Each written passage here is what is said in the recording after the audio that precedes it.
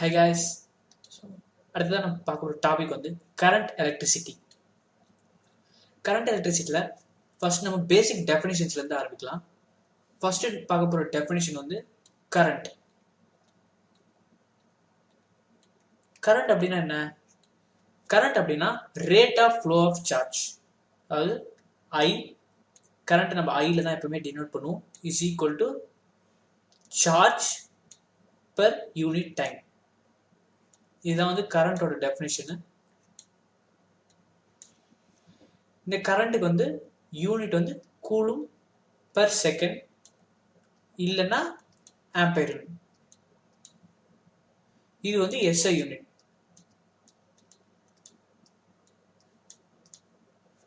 இந்த கரண்ட்டை பற்றி நம்ம முக்கியமாக நோட் பண்ண வேண்டிய பாயிண்ட்ஸ் என்னென்னா, இப்போ கரண்ட் வந்து ஒரு டைரக்ஷன், இந்த டைரக்ஷனில் போகுதுன்னா எலக்ட்ரான்ஸ் வந்து ஆப்போசிட் டைரக்ஷனில் போகுதுன்னு அர்த்தம்.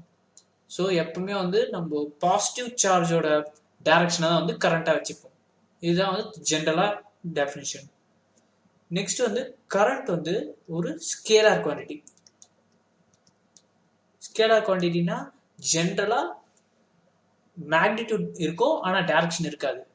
பட் கரண்ட்டுக்கு வந்து டைரக்ஷன் இருக்கு, ஆனாலும் அது வந்து ஒரு ஸ்கேலார். ஏன்னா அது வந்து வெக்டார் லாஸ் ஆஃப் அடிஷன் வந்து ஒபே பண்ணாது. ஸோ அது வந்து ஒரு ஸ்கேலார். ஓகே, இதுதான் வந்து கரண்ட்டுக்கு பேசிக் டெஃபினேஷன். நெக்ஸ்ட் நம்ம வந்து பார்க்க வேண்டியது வந்து கரண்ட் டென்சிட்டி.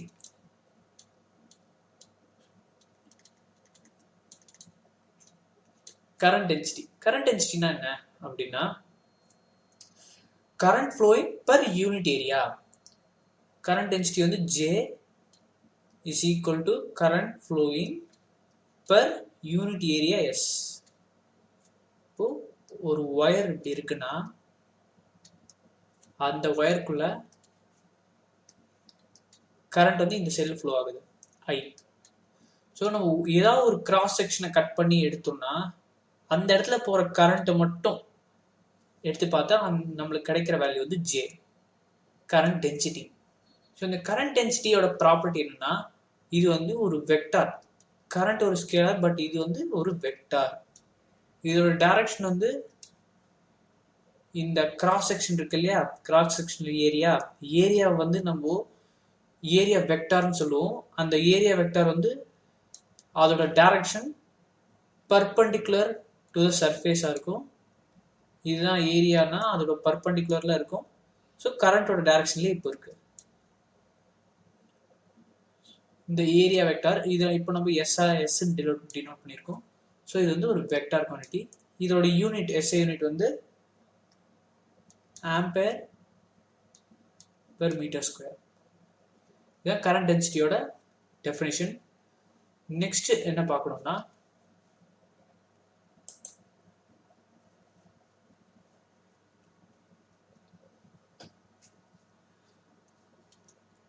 நெக்ஸ்ட் நம்ம பார்க்க போகிற முக்கியமான டெஃபினிஷன் வந்து ட்ரிஃப்ட் வெலாசிட்டி.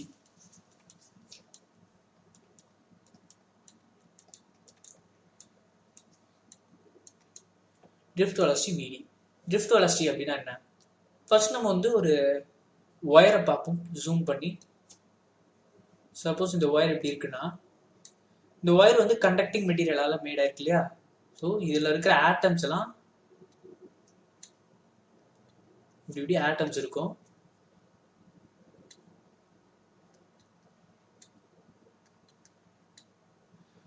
இந்த ஆட்டம்ஸ்லாம் இப்படி இருக்கும்போது எலக்ட்ரான்ஸ்லாம் என்ன பண்ணணும்னா, ஜென்ரலாக அது வந்து ரேண்டமாக வந்து சுற்றிட்டு இருக்கும். வேலன்ஸ் எலக்ட்ரான்ஸ்லாம் வந்து மூவ் ஆகும். மூவ் ஆகிற ப்ராப்பர்ட்டி இருக்கிறதால அது ஒரு ஆட்டம் இன்னொரு ஆட்டம் வந்து போயிட்டு இருக்கும். இந்த மாதிரி போயிட்டு இருக்கும்போது இது வந்து ரேண்டமாக போயிட்டு இருக்கு. இப்படி இந்த ரேண்டமாக போயிட்டு இருக்கிற ஆட்டம்ஸ்க்கு நாம் வந்து ஒரு பேட்டரியில் கனெக்ட் பண்ணிட்டோம்னா, அவுட் சைடில் இப்படி வந்து ஒரு பேட்டரியில் கனெக்ட் பண்ணிட்டோம்.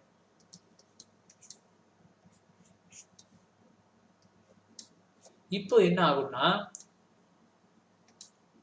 இந்த எலக்ட்ரான் மட்டும் இல்லை, இந்த ஆட்டம்ஸ் எல்லாமே வந்து ஒரு எலக்ட்ரிக் ஃபீல்டு எக்ஸ்பீரியன்ஸ் பண்ணும். இந்த ஃபீல்டால ரேண்டமா இப்படி இந்த பாத்துல போக வேண்டிய எலக்ட்ரான்ஸ் கொஞ்சம் ட்ரிஃப்ட் ஆகும். இங்க போயிட்டு கொஞ்சம் ட்ரிஃப்ட் ஆகும் லெஃப்ட் சைட்ல. ஸோ இப்போ நீங்க பாத்தீங்கன்னா இந்த புது பாத்துல கொஞ்சம் நார்மலா இந்த ஆரஞ்சு பாத்துல போயிருக்க வேண்டியது கொஞ்சம் லெஃப்ட் சைட்ல ட்ரிஃப்ட் ஆயிருக்கு. இந்த மாதிரி ட்ரிஃப்ட் ஆயிட்டு கொஞ்சம் கொஞ்சமா ஒரு சைட்ல இருந்து இன்னொரு சைடுக்கு போயிடும். இந்த மாதிரி மூவ் ஆயிட்டு போற இந்த மாதிரி மூவ் ஆகிற வெலாசிட்டி தான் வந்து ட்ரிஃப்ட் வெலாசிட்டி. ட்ரிஃப்ட் வெலாசிட்டி விடி. இது வந்து ஒரு ஆட்டம்ல ட்ரிஃப்ட். இதை வந்து கால்குலேட் பண்றது எப்படின்னா நம்மளுக்கு வந்து சில ஃபேக்டர்ஸ் தேவை. அது வந்து இந்த ட்ரிஃப்ட் லென்த்து,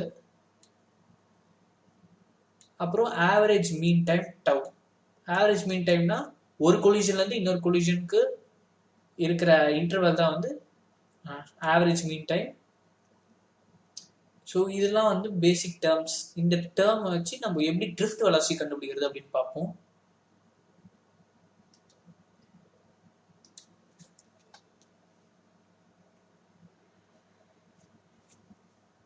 ட்ரிஃப்ட் வெலாசிட்டி வந்து ஃபர்ஸ்ட் நம்ம வந்து ஒரு ஃபோர்ஸ் எக்ஸ்பீரியன்ஸ் பண்ணோம் இல்லையா, இந்த எலக்ட்ரான்ஸ்லாம் ஒரு எலக்ட்ரிக் ஃபீல்டில் இருக்கும்போது அந்த ஃபோர்ஸ் வந்து force due to electric field.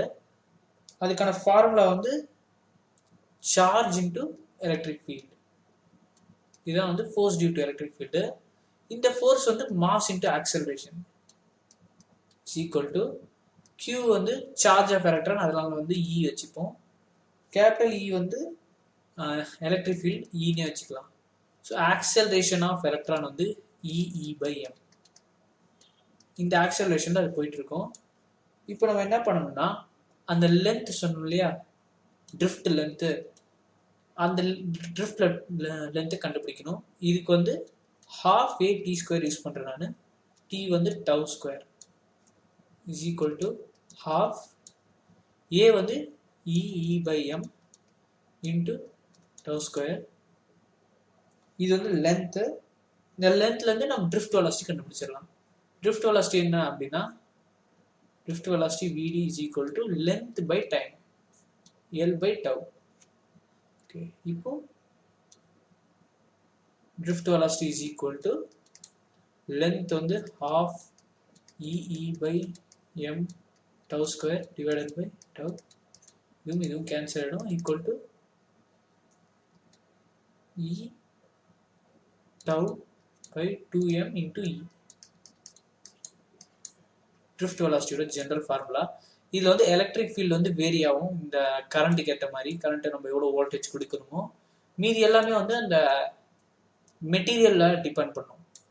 So இது வந்து கான்ஸ்டன்ட், மெட்டீரியல் பொறுத்து constant into electric field. Drift velocity வந்து எலக்ட்ரிக் ஃபீல்டு டிபெண்ட் பண்ணும். ஓகேவா? ஸோ இது வந்து ஒரு ஈக்குவேஷனாக வச்சுப்போம். இது வந்து தேர்ட் ஈக்குவேஷன். வந்து ப்ராப்பர்ட்டி ஆஃப் மெட்டீரியல்ஸ்லாம் கொடுத்துருந்தாங்கன்னா தான் தெரியும். இது ஜெனரலாக யூஸ் பண்ண மாட்டோம் நம்ம இதை. நெக்ஸ்ட் நம்ம வந்து இன்னொரு ஒரு ரிலேஷன் பார்ப்போம். இது வந்து ரிலேஷன் பிட்வீன்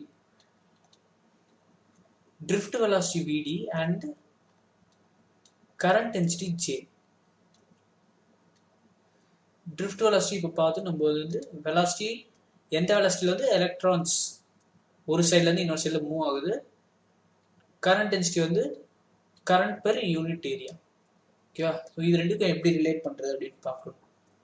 ஃபர்ஸ்ட் நம்ம வந்து ஒரு ஒயர் எடுத்துக்கலாம். இது வந்து ஒயரு. இந்த ஒயரில் வந்து ஒரு கொஞ்சோண்டு செக்ஷனை மட்டும் பார்ப்போம். இந்த ஒரு சின்ன செக்ஷன் மட்டும் பார்ப்போம். இந்த செக்ஷன் வந்து லென்த் வந்து எல்னு வச்சுக்கலாம். Length L. இந்த இடத்துல வந்து இந்த சைடில் எலக்ட்ரான்ஸ் மூவ் ஆகுது ட்ரிஃப்ட் வெலாசிட்டி vdல. ஸோ A to Bக்கு ட்ரிஃப்ட் வெலாசிட்டி vdல மூவ் ஆகுது. டைம் டேக்கன், டோட்டல் டைம் வந்து tன்னு வச்சுக்கலாம். இப்போ இதில் வந்து ஒரு குறிப்பிட்ட சார்ஜ் வந்து இங்கே ஏ டு பிக்குள்ளே இருக்கிற செக்ஷனில் இருக்கும். ஸோ எவ்வளோ சார்ஜ் டோட்டலாக இருக்கும் அப்படின்னா Q total charge is equal to total charge வந்து charge of 1 electron into total volume அந்த மாதிரி வச்சுக்கலாம். இப்போ வந்து 1 எலக்ட்ரான் ஒரு எலக்ட்ரானோட சார்ஜ் வந்து E இன்ட்டு அடுத்து வந்து என்னன்னா வந்து number of electrons per unit volume.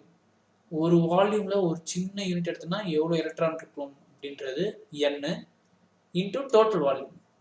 Total volume என்ன அப்படின்னா ஏரியா. சப்போஸ் இந்த டோட்டல் ஏரியா வந்து ஏ, கிராஸ் செக்ஷனல் ஏரியா ஏன்னா இன்ட்டு லென்த் வந்து எப்படி கால்குலேட் பண்ணலாம்? Equal to NEA. லென்த் வந்து distance into time. Okay sir, length வந்து speed into time. VD into T.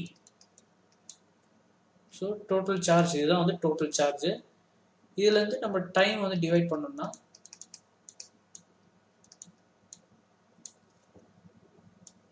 So charge total charge per time is equal to current. Current வந்து NEA VD. இது வந்து கரண்ட்டுக்கும் drift வெலாசிட்டிக்கும் relation. இதுல இருந்து ஏரியாவை divide பண்ணோம்னா என்ன ஆகும்? I/A is equal to NEVD. அப்படின்னா J is equal to NEVD. Current டென்சிட்டிக்கும் ட்ரிஃப்ட் வெலாசிட்டிக்கும் இதுதான் ரிலேஷன். ஓகேவா? ஸோ இது ஒரு important formula. Current density and drift velocity. Drift வெலாசிட்டின்றது எந்த வெலாசிட்டியில் எலக்ட்ரான்ஸ் வந்து ஒரு சைட்லேருந்து இன்னொரு சைடு மூவ் ஆகும் அப்படின்றது.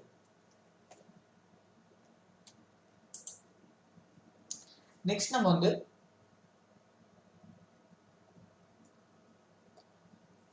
ஒரு சின்ன ப்ராப்ளம் பார்ப்போம். calculate the drift speed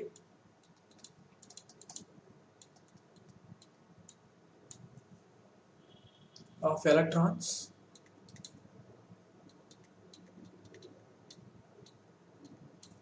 when 1 ampere of current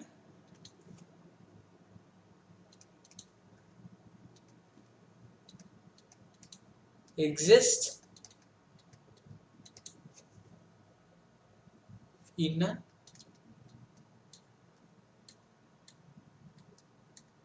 copper wire of cross section area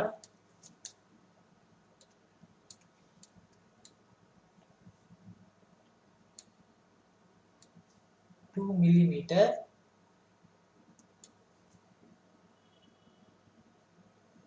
The number of free electrons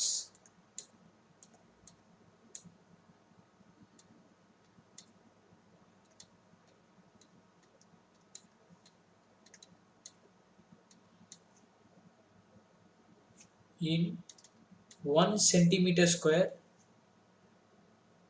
of copper is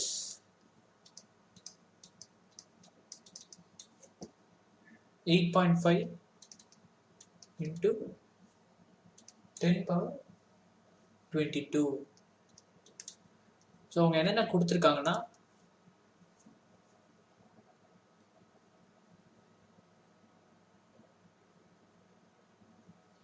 பேசிக்காக வந்து அவங்க ஏரியா கொடுத்துருக்காங்க. ஏரியாக்கள் 2 millimeter square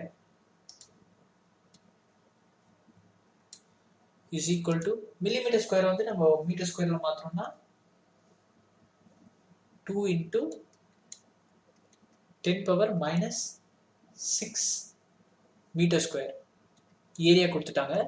நெக்ஸ்ட் என்ன கொடுத்துருக்காங்கன்னா n கொடுத்துருக்காங்க. Number of electrons in 1 centimetre square வந்து 8.5 into 10 power 22. 1 centimetre ஸ்கொயரில் இவ்வளோ எலக்ட்ரான்ஸ் இருக்கும். ஸோ அப்போ 1 மீட்டர் ஸ்கொயரில் எவ்வளோ எலக்ட்ரான்ஸ் இருக்குன்னா 8.5 into 10 power 22 into 10 power 6 ஓகேவா per மீட்டர் ஸ்கொயர்ல ஒரு மீட்டர் ஸ்கொயர்ல இவ்வளோ எலக்ட்ரான்ஸ் இருக்கும். நெக்ஸ்ட் வேற என்ன டீடைல் கொடுத்துருக்காங்க? கரண்ட் வந்து 1 ஆம்பியர் ஐ. இதுல இருந்து நம்ம வந்து எப்படி கால்குலேட் பண்ணலாம்? அவங்க வந்து ட்ரிஃப்ட் ஸ்பீட் கேட்டிருக்காங்க. ஸோ ட்ரிஃப்ட் வெலாசிட்டி ஃபார்முலா என்ன? NEVD is equal to J. இதுல இருந்து ட்ரிஃப்ட் வெலாசிட்டி வந்து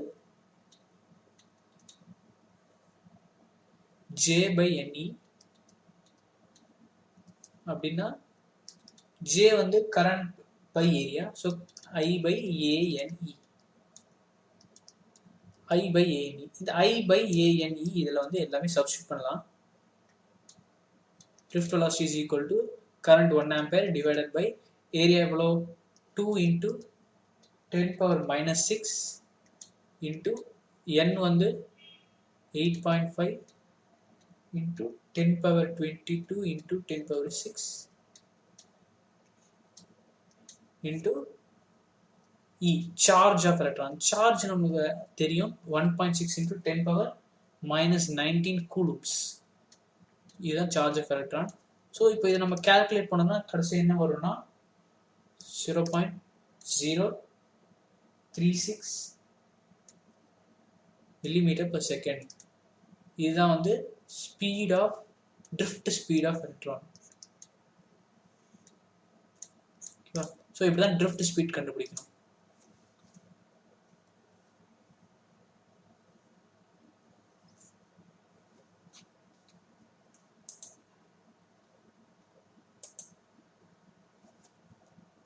அடுத்து நம்ம என்ன பார்க்குறோம்னா, ஸோ நம்ம ஆல்ரெடி என்னென்ன ஈக்குவேஷன் தெரியும்? J is equal to NE into drift velocity. இது வந்து ஃபோர்த் ஈக்குவேஷன் நம்ம வச்சிருந்தோம். ஸோ இந்த ஈக்குவேஷனில் நம்மளுக்கு வந்து ஆல்ரெடி வந்து drift velocityக்கு இன்னொரு ஃபார்முலா தெரியும். அது வந்து தேர்ட் ஈக்குவேஷனில் தெரியும் நம்ம. ஸோ தேர்டும் ஃபோர்த்தும் கம்பைன் பண்ணால் J is equal to NE into drift velocity formula வந்து E tau by 2m into E. So N E square tau by 2m into E. J. இந்த terms எல்லாமே வந்து ஒரு constant. So current density depends on electric field.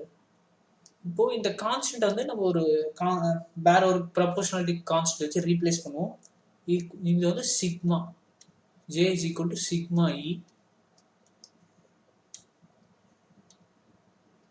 இந்த sigma வந்து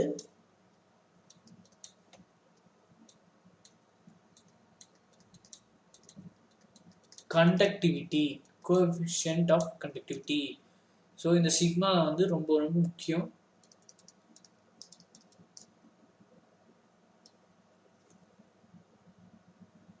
இதோட units வந்து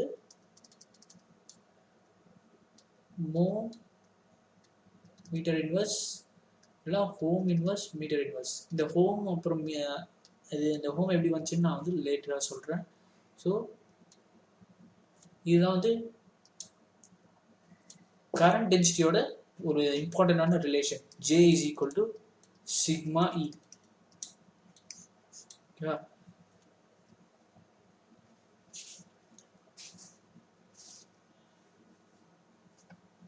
next நம்ம பார்க்கறது வந்து என்னன்னா,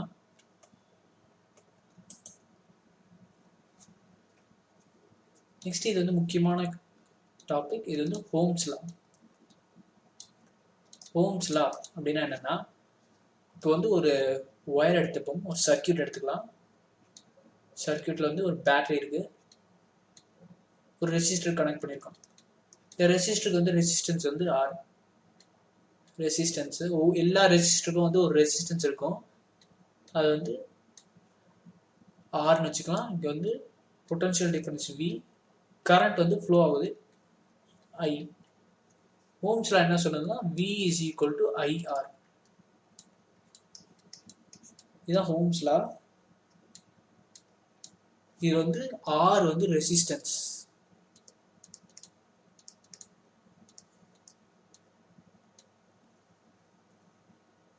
இதோட யூனிட் வந்து ஓம்.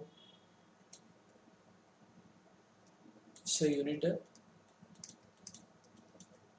OHM ஓம். ஓகே, இப்போ நம்ம வந்து இதில் இன்னும் கொஞ்சம் டீட்டெயிலாக பார்க்கலாம். ஃபர்ஸ்ட் இதே சர்க்கியூட்டை நான் திருப்பி வரைகிறேன். இன்னும் கொஞ்சம் ஜூம் பண்ணி. ஒரு ரெசிஸ்டர் இது.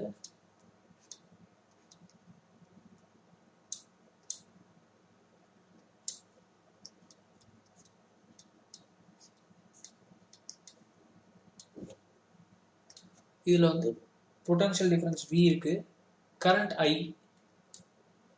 இப்போ இந்த இடத்துல வந்து ஒரு எலக்ட்ரிக் ஃபீல்டு E இருக்கும். ஸோ கரண்ட் இப்படி ஃப்ளோ ஆகுது. இந்த டோட்டல் லென்த் Lன்னு வச்சுக்கலாம். உங்களுக்கு ஆல்ரெடி தெரியும்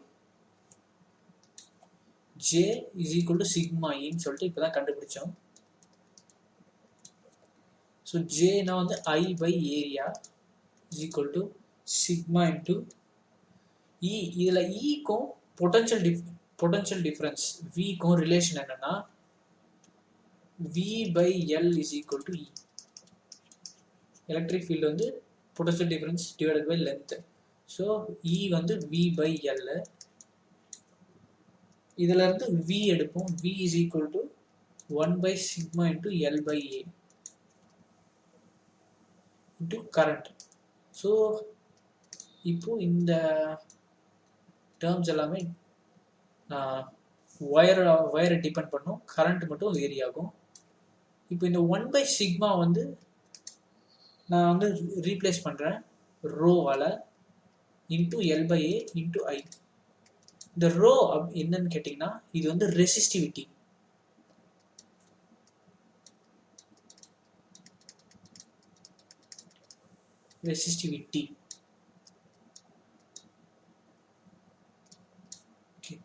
இப்போ வந்து V is equal to rho L by A into IA. நம்ம ஆல்ரெடி வந்து V is equal to IRன்னு இன்னொரு ரிலேஷன் பார்த்தோம் இப்போதான் மேலே இங்கே 6th ஈக்குவேஷனில். So V is equal to IR, V is equal to I into rho L by A. இதை எடுத்து கம்பேர் பண்ணிங்கன்னா என்ன கிடைக்கும்னா R is equal to rho L by A. இதுதான் ரெசிஸ்டன்ஸோட ஃபார்முலா. இப்போ நம்ம V equal to IR அடுத்து இந்த ரெசிஸ்டன்ஸோட ஃபார்முலா இதுதான் 7th ஈக்குவேஷன். ஸோ இந்த ஃபார்முலாவில் L வந்து length of the conductor, A வந்து ஏரியா ஆஃப் த கண்டக்டர், எந்த கண்டக்டர் யூஸ் பண்ணுறீங்களோ அதோட ஏரியா கிராஸ் செக்ஷன், அப்புறம் ரோ வந்து ரெசிஸ்டிவிட்டி வந்து நான் ஆல்ரெடி சொன்னேன்ல resistivity is equal to 1 by conductivity. 1 by கண்டக்டிவிட்டியோட ஃபார்முலா சிக்மா. ரெசிஸ்டிவிட்டியோட யூனிட் வந்து ஓம் மீட்டர். Resistivity unit. இதே இன்வர்ஸ் தான் வந்து கண்டக்டிவிட்டியோட unit. Ohm inverse metre inverse இல்லைன்னா மோ மீட்டர் இன்வர்ஸ். இதுதான் யூனிட்ஸ். ஸோ இதுதான் resistivity and conductivity. Okay, next நம்ம என்ன பார்க்க போறோம்னா முக்கியமான கலர் கோடு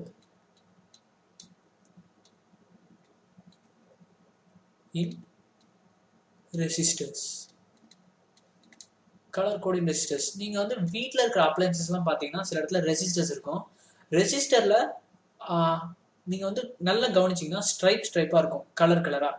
அந்த ஸ்ட்ரைப்ஸ் எல்லாம் வச்சு நம்ம அந்த ரெசிஸ்டர் மேலே எவ்வளோ வேல்யூ அப்படின்னு சொல்லிட்டு கண்டுபிடிக்கலாம். பிரிண்ட் ஆகாமலே வந்து 2 ohmஸா 5 ohmஸா அப்படின்னு சொல்லிட்டு கண்டுபிடிக்கலாம். அது எப்படின்னு இப்போ பார்ப்போம். ஃபர்ஸ்ட் நம்மளுக்கு வந்து ஒரு டேபிள் தெரிஞ்சிருக்கணும். அதுக்கு இப்போ வந்து ஒரு டேபிள் வரைகிறேன் நான். color digits multiplier tolerance.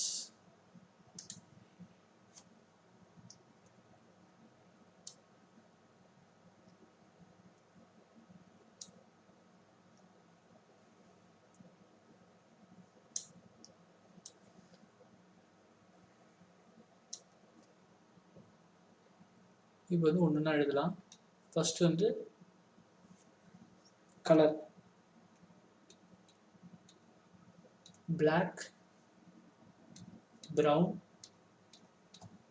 Red, orange, yellow,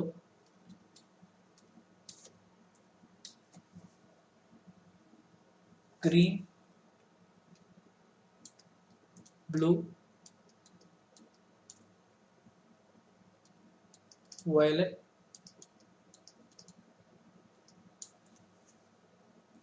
grey, white, gold, silver. இந்த ஆர்டர் நீங்கள் ஞாபகம் வச்சுக்கணும். நீங்கள் ஏதாவது ஒரு மெத்தட் யூஸ் பண்ணி நீங்கள் ஞாபகம் வச்சுக்கலாம். நம்ம வந்து எப்பவுமே ஜென்ரலாக ஃபர்ஸ்ட் லெட்டர்லாம் வச்சு ஞாபகம் வச்சுக்கலாம். பிபி ராய் ஆஃப், இந்த இடத்துல ஜிக்கு பதிலாக Great Britain has very good wife, அந்த மாதிரி ஏதாவது ஒரு அக்ரோனிம் ஏதாவது வச்சுக்கிட்டு நீங்கள் ஞாபகம் வச்சுக்கலாம். ஸோ இந்த ஆர்டர் ஞாபகம் வச்சுக்கிறதுக்கப்புறம் டிஜிட்ஸ் எல்லாம் பார்க்கணும். பிளாக்கு நேராக 0 போட்டுக்கோங்க. ஸோ நெக்ஸ்ட்லேருந்து 1 2 3 4 5 6 7 8 9, இது வந்து டிஜிட்ஸு. நெக்ஸ்ட்டு மல்டிப்ளையர்னா எவ்வளோ மல்டிப்ளை பண்ணணும்?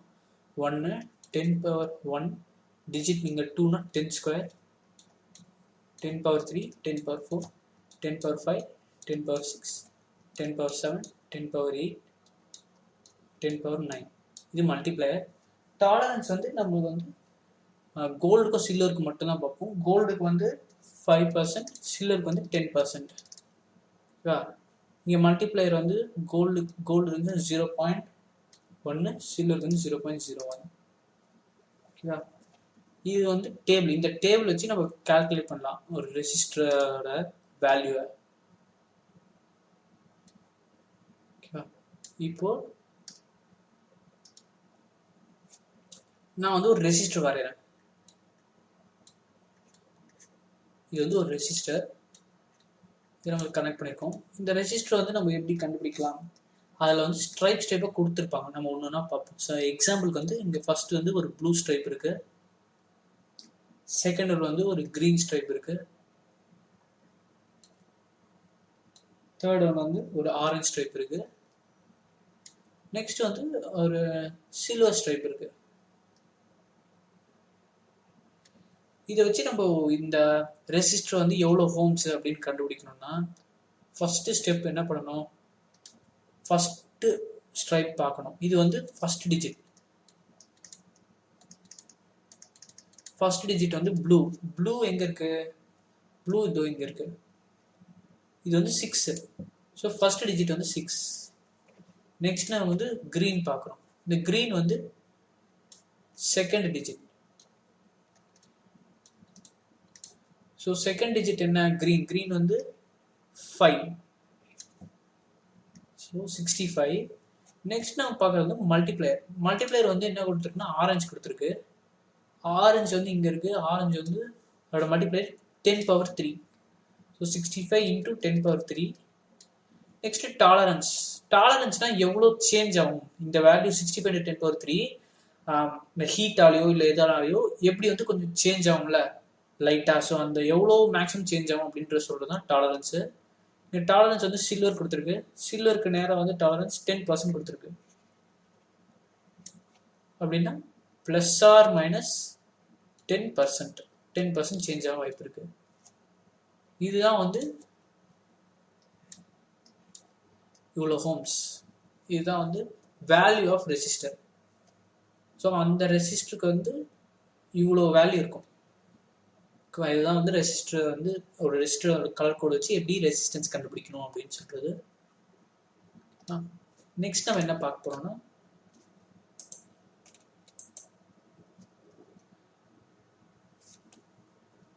நெக்ஸ்ட் பார்க்க போறது வந்து டெம்பரேச்சர் டிபெண்டன்ஸ்.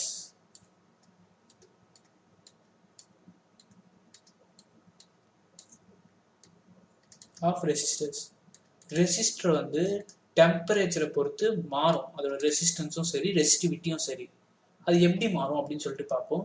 ஃபர்ஸ்ட் வந்து ரெசிஸ்டிவிட்டி ரோ அட் டெம்பரேச்சர் வந்து ஃபார்முலா என்ன கொடுத்துருப்பாங்கன்னா ரெசிஸ்டிவிட்டி அட் இனிஷியல் டெம்பரேச்சர் முதல்ல எவ்வளோ டெம்பரேச்சர் இருந்துச்சு into 1 + alpha into change in temperature T - T0.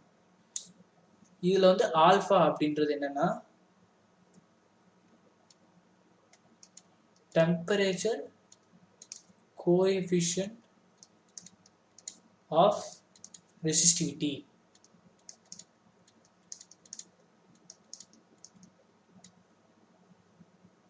Temperature coefficient of resistivity அப்படின்னு சொல்லுவாங்க.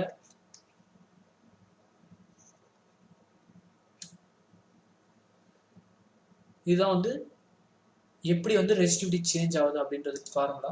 நெக்ஸ்ட் இதே மாதிரி ரெசிஸ்டன்ஸும் மாறும். ஏன்னா வந்து R = ρL/A. இதில் எல்லும் ஏரியாவும் ஜென்ரலாக கான்ஸ்டண்டாக இருக்கும்.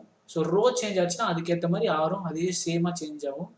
ஸோ ரெசிஸ்டன்ஸ் அட் டெம்பரேச்சர் வந்து resistance at initial temperature into 1 + alpha into T - T0. இது வந்து ரெசிஸ்டன்ஸுக்கும் ஃபார்முலா. ஸோ இப்படி தான் வந்து ரெசிஸ்டன்ஸ் அட் டெம்பரேச்சர் கண்டுபிடிக்கணும். இதுவும் இதே தான் டெம்பரேச்சர் கோஎஃபிஷியன்ட் ஆஃப் ரெசிஸ்டிவிட்டி தான் ஆல்ஃபா. ஸோ இது பேசிக்கான இந்த டெம்பரேச்சர் டிபெண்டன்ஸு. இதில் வந்து இந்த ஆல்ஃபா அதோட சிக்னிஃபிகன்ஸ் பார்ப்போம். இந்த ஆல்ஃபா வச்சு நம்ம சில விஷயம் வந்து டிரைவ் பண்ணலாம். ஜென்ரலாக வந்து ஆல்ஃபா பாசிட்டிவாக தான் இருக்கும். ஆல்ஃபா வந்து ரொம்ப ரொம்ப ரொம்ப கம்மியாக இருந்துச்சுன்னா இந்த ஆர்டர் ஆஃப் 10⁻⁻8 அப்படிலாம் இருந்துச்சுன்னா இது வந்து குட் கண்டக்டர். கோல்டு சில்வர்லாம் இருக்குல்ல அதுக்கெலாம் இந்த 10⁻⁻8 இருக்கும். அதெல்லாம் வந்து good conductors. Example gold, silver. Next வந்து இந்த ஆர்டர் வந்து ரொம்ப ஹையாக இருந்துச்சுன்னா எக்ஸாம்பிள் 10⁻17 குவாட்ஸுக்கெல்லாம் இந்த மாதிரி 10⁻17 இருக்கும். இதெல்லாம் வந்து இன்சுலேட்டர்ஸ்.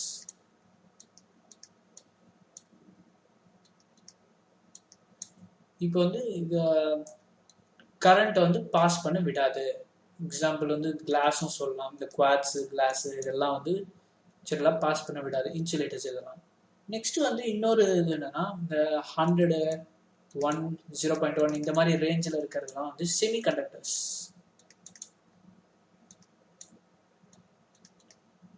ரொம்ப ஹையாகவும் இல்லாமல் ரொம்ப லோவாகவும் இல்லாமல் ஆல்ஃபா அதெல்லாம் semi conductors. For example silicon, germanium இதெல்லாம் வந்து செமி கண்டக்டர்ஸ். இதுக்கு வந்து ரொம்ப ஹை கண்டக்டிவிட்டியும் கிடையாது, ரொம்ப வந்து கண்டக்ட் பண்ணாமல் ரெசிஸ்டும் பண்ணாது. ஓகே, ஸோ இதெல்லாம் செமி கண்டக்டர்ஸ். இது இல்லாமல் வேற என்ன மெட்டீரியல்ஸ் அப்படி இருக்குன்னா இன்னொரு ஸ்பெஷல் மெட்டீரியல் இருக்கு. அது வந்து தெர்மிஸ்டர். தெர்மிஸ்டர்னா என்னன்னா தெர்மிஸ்டருக்கு வந்து ஆல்ஃபாவோட வேல்யூ நெகட்டிவ்ல இருக்கும்.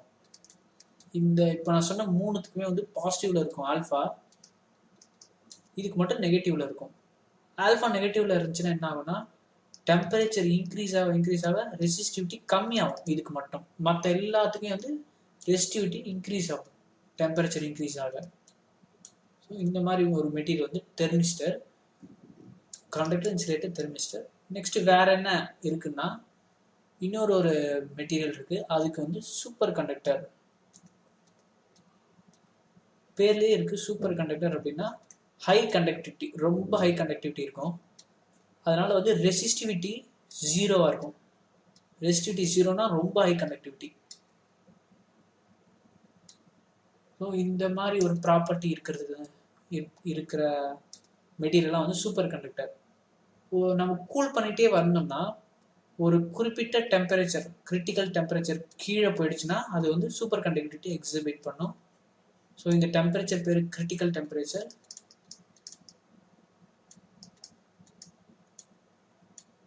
இந்த ஃபினாமினன் தான் சூப்பர் கண்டக்டிவிட்டின்னு சொல்லுவாங்க.